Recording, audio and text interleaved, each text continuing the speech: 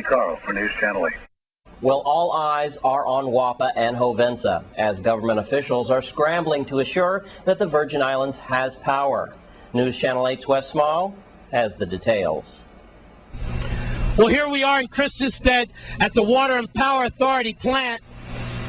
It's kind of dirty, it's kind of loud, but it's all we have. And I can tell you, I certainly don't want to see this weekend without power. As you can see over here, the food guy's over here selling his food. Everything's pretty normal here. And the WAPA guys are coming to get their lunch and things like that. Now, to keep you focused on the situation, Governor John DeYoung is in closed session with energy officials and finance officials to make sure that this problem with owing money to HOVENSA and to keep WAPA going so we can have power, that's critical and crucial at this point. Right now, we're going to go to Senate legislature in Frederiksted, Senator John Baptiste. Perhaps he could get us out of the dark and into the light. First of all, what is your colleagues doing about this situation to just keep you also up to date? Governor DeYoung right now is in session with officials to try to make sure that we could keep our lights on. Thank you, Bess. We never should have come to this point. Had we been proactive in the past, we would have avoided all of this. Nonetheless, I am cautiously optimistic that we're not going to experience the kind of darkness that you've alluded to. I think it is unfortunate that HOVENSA doesn't exercise the kind of heartfelt empathy with us or sympathy so as to take a more compassionate approach in dealing with this problem here. As a corporate citizen, as a part of this community, I think HOVENSA should be more than long-suffering, exercise a spirit of compassion and understanding in dealing with this situation. But I want to say here that in particular, I have taken many steps towards addressing the issues concerning WAPA and the high cost of electricity in this territory. Had my colleagues gone along with my plans in the past, I don't think we would have been in this situation today, because approximately 4 years ago, I offered a plan to have a company come in here, build a power plant that would be fired by the use of petroleum coke.